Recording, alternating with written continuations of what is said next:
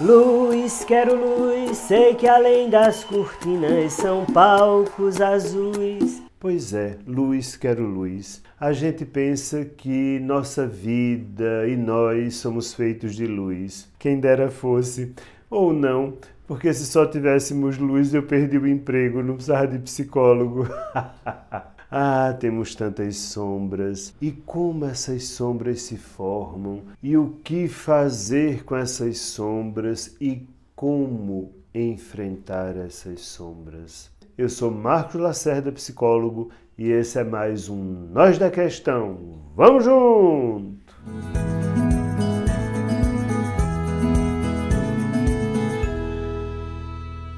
Mas para que a minha luz não se apague, já comece a se inscrever nesse canal, venha fazer parte da família Nós da Questão, senão vai ficar um breu de sombra isso aqui. E aproveita, ó, já começa deixando o gostei. No final, se você não gostar, é só botar o não gostei e ativa o sininho para receber notificações. Fechou? E agora vamos saber como enfrentar suas sombras e de que sombras eu estou falando. É o seguinte, quando a gente nasce, muito rapidamente a gente começa a aprender que uma série de aspectos nossos, da nossa própria vida, da nossa própria natureza, da nossa própria existência, eles precisam ser negados. Porque eu começo a perceber que papai e mamãe ficam felizes se eu fizer assim, que a sociedade me parabeniza se eu fizer assado, que o mundo quer assim, que a família gosta assado. E aí eu começo não a dissolver o que eu sinto, mas a colocar numa zona que a gente chama de sombra. É como se elementos meus, partes minhas, começassem a ser desconectados de mim mesmo e fossem lançados nas sombras. E aí você deve dizer assim: Óbvio, é claro. A criança, desde que nasce, tem que aprender o que pode, o que não pode, o que deve, o que não deve. para, bebê! Para que isso é verdade. Mas eu posso ensinar uma criança sem que ela precise negar aspectos dela mesma. Por exemplo, uma criança precisa aprender a lidar com a própria raiva. Ela precisa. Ela não pode bater nas outras pessoas. Mas eu posso dizer a uma criança o seguinte: você não tem o direito de bater em ninguém, como eu também não tenho o direito de bater em ninguém. Não toque no meu corpo dessa forma porque eu não gosto. Você pode sentir raiva, eu sei que você está com raiva disso, e você pode viver sua raiva, mas não expressá-la dessa forma. Organize uma forma mais adequada de expressar sua raiva. Eu não disse que a raiva tem que ficar nas sombras. E, ao ficar, tudo que é lançado nas sombras acaba voltando de uma maneira ou de outra. Porque nada, absolutamente nada em nós é apagado ou esquecido. Pode ser negado, pode ser recalcado, mas apagado não é. E também a marca dessas coisas não sai da gente. Está lá, perdido nas sombras. E essas sombras começam a me fazer funcionar. E não pense que nas sombras existe só partes suas que não são boas ou adequadas. Não. Nas sombras você também vai ter partes legais que foram esquecidas. Por exemplo, você de repente gosta muito de cantar. E aí você começa a dizer de pequena que vai ser cantora. E aí as pessoas começam a dizer que cantora o quê? Vai morrer de fome, tá ficando louca, nada de ser cantora. E aí todo o seu talento para música, que eu não tenho, né? Comecei cantando Chico Buarque, uma estrofezinha dele, e eu para cantor não presto. Pois é, mas se você prestava, isso seu foi jogado nas sombras, foi entristecido nas sombras. E quantas coisas suas estão no baú das sombras? Você, por exemplo, pode ter tido um grande interesse por poesia e foi profundamente desencorajado. Conversa essa de literatura, você está ficando louco? Não. Ou você podia ser um rapaz muito romântico. Para com isso, que coisa de romantismo. O homem não tem disso. E isso tudo, pedaços seus, partes da sua natureza vão formando suas sombras. Neste sentido, as sombras não são ruins, mas eu insisto, como elas permanecem vivas mas fora da minha consciência e do meu acesso, elas acabam me fazendo ter comportamentos que eu nem sei explicar. Por exemplo, alguém que foi obrigado a negar a própria raiva, ela acaba sendo uma pessoa que trata mal todo mundo e ela não sabe de onde vem essa raiva. É o meu jeito de ser, eu sou assim mesmo. Não é não. Nenhum ser humano é assim mesmo. Nós somos, por natureza, criaturas boas, porque somos natureza. Não existe uma árvore ruim. Existe? Não. Não existe um peixe ruim.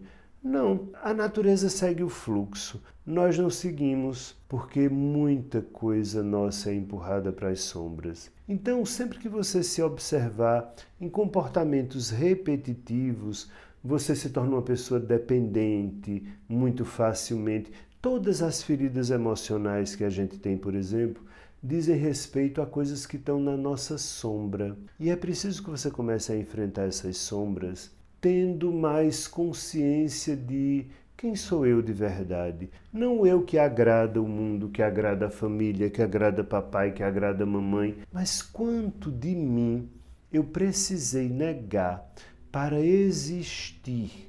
E não é negar para a sociedade não, que eu até entendo que para a sociedade a gente precise mesmo vestir máscaras, esconder coisas. Mas quanto de mim eu nego para mim mesmo? Quanto da minha verdade, da minha natureza, das minhas violências, das minhas bondades, dos meus talentos foram empurrados para a zona das sombras? Então, comece a descobrir que não, você não é só luz, quero luz. Existe também uma área sombria e que precisa ser explorada sem medo. Mas a gente tem medo, porque no escuro tudo é assustador. Não é à toa que a sombra seja sempre representada como algo ruim, algo perigoso, um demônio. Não é à toa que a gente sinta tanto medo da escuridão. Não é à toa que os filmes de terror se passem sempre nas sombras, porque a sombra, no final das contas, nos assombra por ser uma grande parte negada de nós mesmos. E sabe o que é pior?